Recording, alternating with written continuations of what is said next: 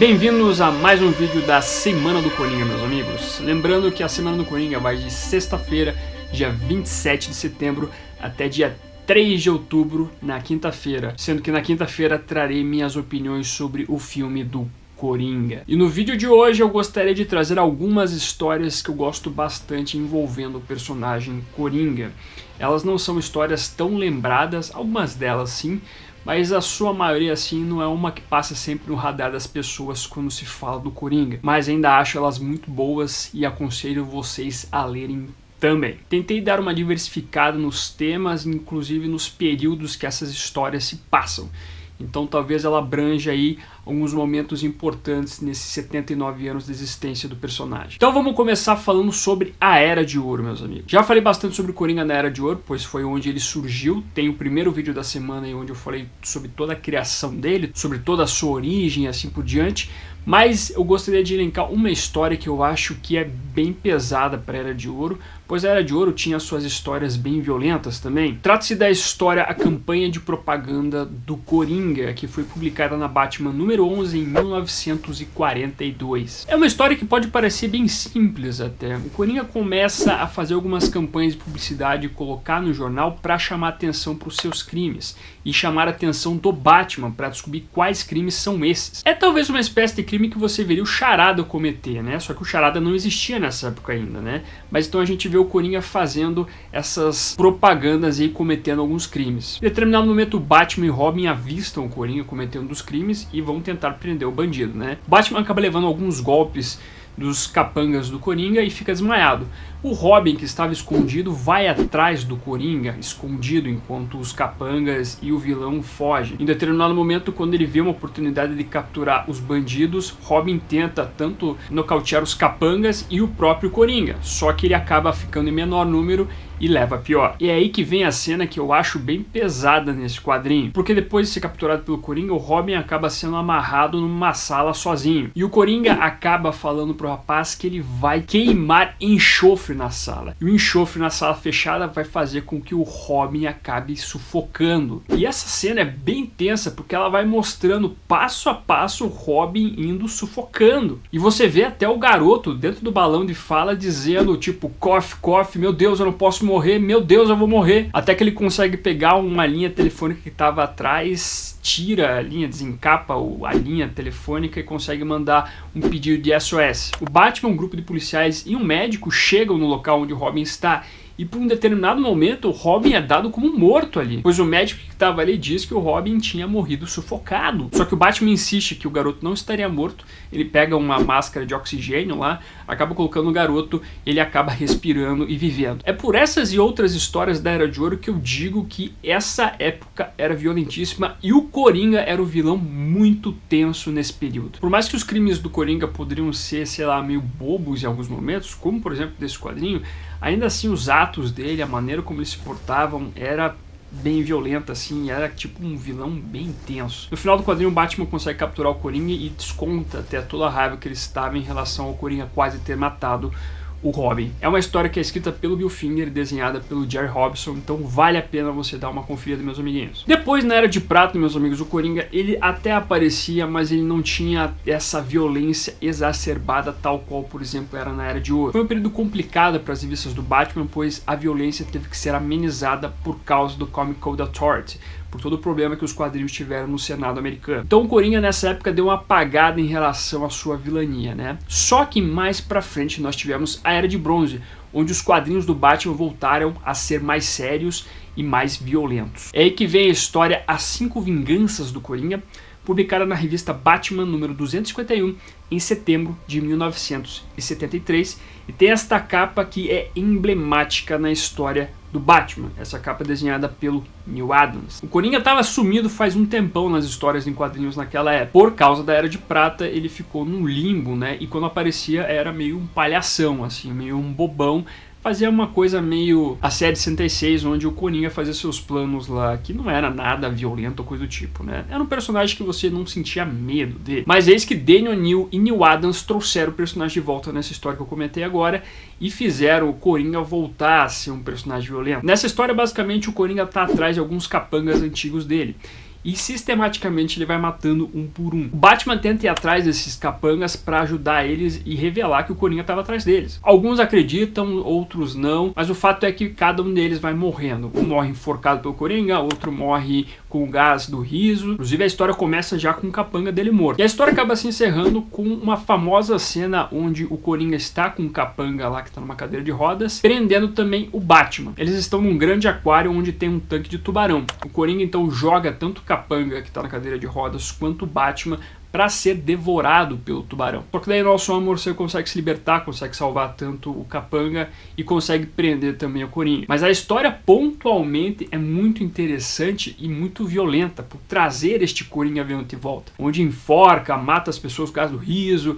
É uma volta bem interessante do personagem numa época que o Batman voltou a ser um personagem bem sério, detetivesco. Então, de certa maneira, foi um renascimento do personagem nos anos 70, na Era de Bronze. Essa história até é bem comentada pelos fãs do Morcego e bem lembrada, mas se você não conhecia, é bom você ler porque ela é muito importante pro personagem. Aí nos anos 80, meus amigos, vocês vão saber todas as histórias do Coringa porque é uma época muito prolífera pro Homem-Morcego, pro seu vilão. Você vai ter a Piada Mortal, você vai ter Asilo Arkham, você vai ter o próprio Cavaleiro das Trevas, que tem uma parte com o Coringa que é muito famosa. Então é uma época assim que eu não vou citar aqui agora, porque eu vou estar chovendo no molhado. Você possivelmente aí que é fã do Batman, que é fã de quadrinhos, ou que nem é fã de quadrinhos, já deve ter lido alguma dessas histórias da década de 80 que envolve o Coringa. Então a década de 80 é aquele período muito forte de histórias boas para o Coringa, e a Era de Prata, que eu não citei aqui também, é uma época muito fraca de histórias boas do Coringa. Então vamos passar direto para os anos 90, que tem uma história que vale muito a pena vocês lerem, que é bem bacana. Trata-se da história Coringa Advogado do Diabo, de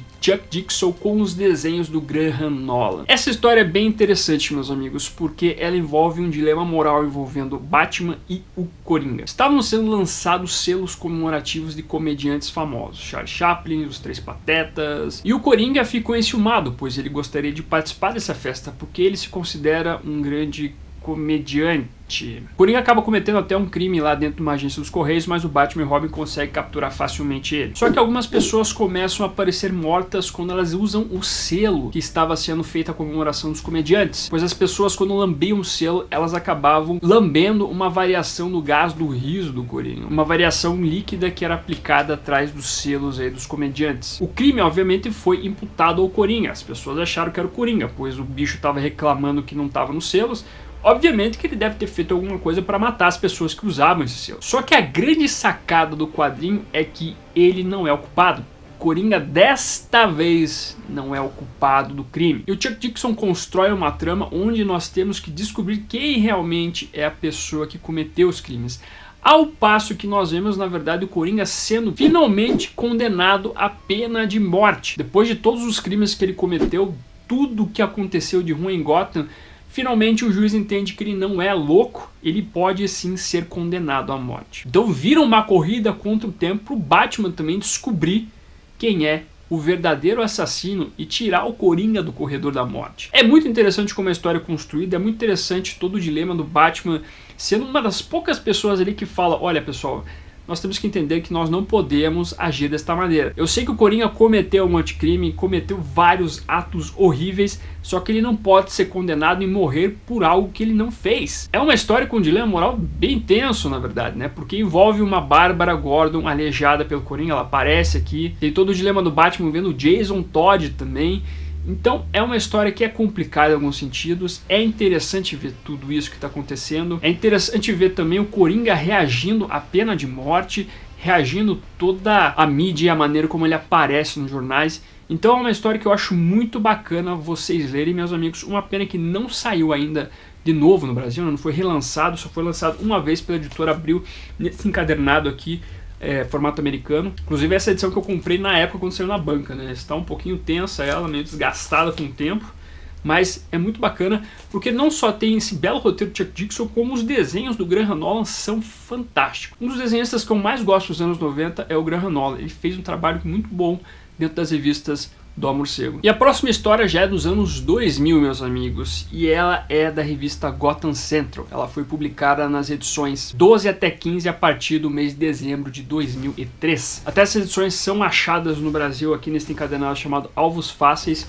É o segundo encadernado aí da coleção Gotham Central, lançada pela editora Panini bem recentemente. Inclusive na capa do encadernado você já vê aqui que é uma história do Coringa, né? Bom, lá nos anos 2000, quando a Panini começou a publicar as edições, as revistas da DC Comics, muitas pessoas pediam para Panini lançar Gotham Central. Panini por muito tempo fez cuidadoso para lançar essas histórias, dizia que não ia lançar porque não tinha como fazer isso e não sei o que. Eu estava muito interessado em ler essa história porque eu frequentava um fórum na época chamado Multiverso Bate-Boca e as pessoas falam pra caramba dessa história, desta revista como um todo. E eu fui ler então Gotham Central. Gostei bastante do que eu vi, gostei bastante das histórias do Greg Rucka e do Ed Brubaker, até então que eu cheguei na primeira edição aqui de Alvos Fáceis. Lembrando para quem não sabe como é que funciona a Gotham Central, é uma revista que tinha dois escritores que se dividiam nos arcos. No primeiro arco da revista, o Greg Rucka e o Ed Brubaker escreveram juntos, mas a partir do segundo arco, o Ed Brubaker começou a escrever os policiais do turno da noite,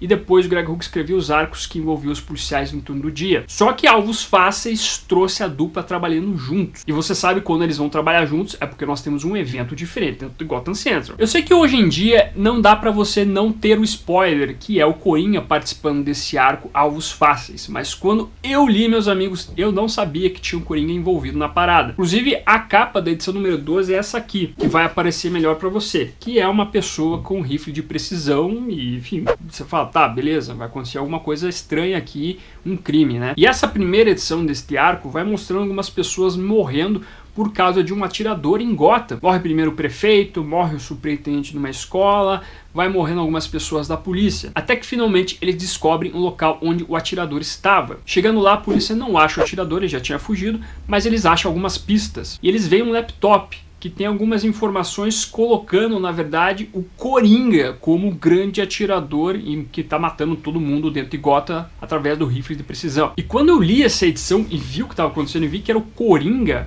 o grande vilão da trama, eu falei, porque é o Coringa com rifle de precisão, é um maluco com rifle de precisão em Gotham, matando uma galera. E é um cara imprevisível. Não é um cara que você consegue entender ele e saber qual que é o próximo passo dele. É um cara imprevisível. O que você faz diante da situação. E é muito interessante como a trama vai se desenrolando. O papel da revista Gotham Central era mostrar os policiais de Gotham convivendo com os crimes dos supervilões. Teve o Sr. Frio, teve ali o Duas Caras aparecendo, só que quando aparece o Coringa, a polícia se borra toda. Porque o bicho é foda, meus amigos. Não adianta a gente pensar outra coisa, tentar diminuir o Coringa, o bicho é tenso pra caramba. E isso acaba causando um rebuliço dentro da polícia, e a maneira como o Coringa vai atuando, vai cometendo este crime, é tipo um filme, sei lá, de serial killer. É tipo Seven, é tipo aquele filme do Zodíaco lá.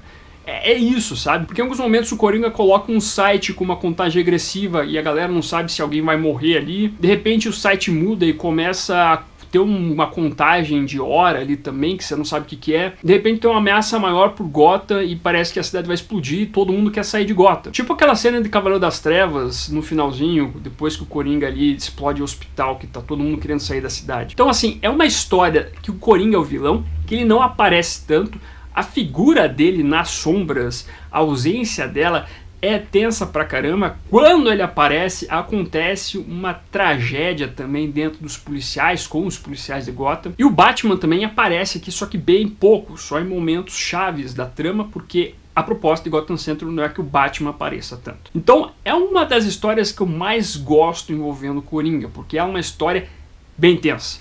Bem tensa mesmo, meus amigos. A tensão dessa história aqui, a cada edição que passa, é uma coisa que eu fico... não consigo nem expressar aqui qualquer reação. Gotham Central é uma das melhores coisas que existe no universo do Batman. Eu adoro todos os arcos, mas eu digo sem nenhum problema que Alvos Fáceis é o melhor arco desta revista. Então, por favor, leiam, porque além de ter o roteiro do Greg Rucka e do Ed Brubaker juntos, que é uma coisa fantástica, ainda tem o desenho do Michael Lark. Então, sério, eu não preciso dizer nada, senão leia esta parada, porque ela é fantástica e assustadora ao mesmo tempo. É tipo um filme de terror, de suspense, bem tenso. E por fim, meus amigos, eu trago uma história do Grant Morrison na fase dele, onde ele começou a escrever a revista Batman. Trata-se da história O Palhaço à Meia-Noite, que foi publicada na edição 663 da revista Batman em abril de 2007. A história, na verdade, não é um quadrinho. Eu já vou adiantar para vocês aqui. Não é uma história em quadrinho. É uma história em prosa. Só que ela é interessante como o Grant Morrison conduz essa transformação do Coringa que ele quer fazer na sua fase. Quando o Grant Morrison começa o seu run, ele começa com um policial que estava fantasiado de Batman lá, que até tem uma explicação mais pra frente durante o run dele, atirando na cabeça do Coringa, metendo uma bala na cabeça do Coringa. O Coringa acaba sendo internado no asilo Arkham, na ala hospitalar. E lá a gente começa a ver alguns relatos mostrando o Coringa se transformando, como se fosse uma metamorfose de uma borboleta. O Grant Morrison sempre entendeu que o Batman, desde lá de 1939 até a época que ele estava escrevendo, sempre foi uma única pessoa. Não teve reformulação, não teve fases, não teve personagens diferentes. Tudo era a mesma coisa dentro dos quadrinhos. Batman começou mais sério, depois veio o Robin, ele ficou mais tranquilo, aí teve a Era de Prata, onde foi mais tranquilo tudo, aí depois nos anos 70, depois de ele, sei lá, respirar gás do riso, gás do medo e sofrer um monte de problema, o Batman começou a ficar mais sério e mais louco com o tempo. E o Coringa, durante toda esta época aí que ele esteve enfrentando o Batman, também passou por várias transformações. Era um palhaço maníaco lá na Era de Ouro, ficou um cara mais alegre, bobão na Era de Prata, voltou a ser mais violento, virou um psicopata horrível na década de 80, então ele também tem várias fases. E o Grant Morrison justificou isso através dessa metamorfose que o personagem fazia com o passar do tempo, fazendo essa analogia com a metamorfose de uma borboleta. E essa história em prosa é bem interessante. Tem alguns momentos que é um pouco maçante ali, eu admito, mas em alguns momentos traz alguns relatos do Coringa dentro dos seus pensamentos. Inclusive o Coringa tem uma espécie de diário onde ele vai colocando algumas coisas que ele acha engraçada. Ele faz até piada com uma AIDS, que é um negócio meio tenso. Mas que até eu acho que essa história serviu de inspiração para o Heath Ledger, porque o Heath Ledger também fez um diário do Coringa. E ele colocou uma coisa muito parecida em relação a esse lance de piada com AIDS dentro desse diário sobre o Coringa. Mas a história em si é interessante, eu acho que essa pegada que ele queria fazer com o Coringa estava bem bacana pro seu run, só que é uma pena que com o passar do tempo assim o Coringa foi bem minimizado assim no seu run. Acho que o Grant Morrison tinha uma ideia muito grande do personagem, mas ele acabou meio que desistindo dela. Ele até aparece em Rest in Peace mais pra frente. Em Batman e Robin o Coringa se disfarça como um outro personagem, que é o Oberon Sexton. Então é interessante alguns momentos do Coringa. O Rest in Peace ele tá bem loucão. Inclusive o uniforme do Coringa, o Rest in Peace, tá bem diferente assim. Ele tá com um macacão não, tipo um sobretudo branco, mas sem mangas e coisas do tipo, com as unhas pintadas, com a cicatriz da bala. É um personagem bem diferente aí nesta época. Então é uma história que tinha um potencial imenso pro Coringa, mas uma pena que esse potencial foi sendo abandonado durante o run. Mas vale a leitura dessa história porque é uma história que bem interessante assim em relação ao personagem Coringa como um todo, assim, como essa metamorfose que ele é durante os tempos que se passam nas histórias do Homem-Morcego. Então tá aí, meus amigos, 5 histórias do Coringa que eu gosto bastante, são histórias bem aterrorizantes em relação ao vilão, que vale a pena vocês ir atrás, se vocês já não leram também, né? Se não leram, pô, confia em mim, vai atrás, lê isso aí, que é um material bem legal. Mas é isso então, meus amigos, agora chegou a hora de vocês comentarem aqui embaixo se vocês já leram, gostam dessas histórias, se não leram, ficaram curiosos para ir atrás. Aproveite para curtir este vídeo, compartilhar com os amigos para conhecerem estas obras, conhecer este canal, conhecer a Semana do Coringa também, esses vídeos que eu estou fazendo sobre o personagem. Bem como se você acha que vale a pena incentivar este canal, convido os amigos a fazerem suas compras na Amazon, de quadrinhos ou qualquer coisa, através do link que está aparecendo na sua tela, que é o pixel.me/caverna-morcego. E aproveitando como eu estou fazendo em todos os vídeos da Semana do Coringa, o Coringa é um vilão. Coringa é um vilão da ficção, meus amigos. Não é um personagem para se admirar, não é um anti-herói, não é um personagem para se glorificar. Então é isso, meus amigos, vou ficando por aqui. Agradeço a sua companhia e até o próximo vídeo da Semana do Coringa. Um abraço e fui.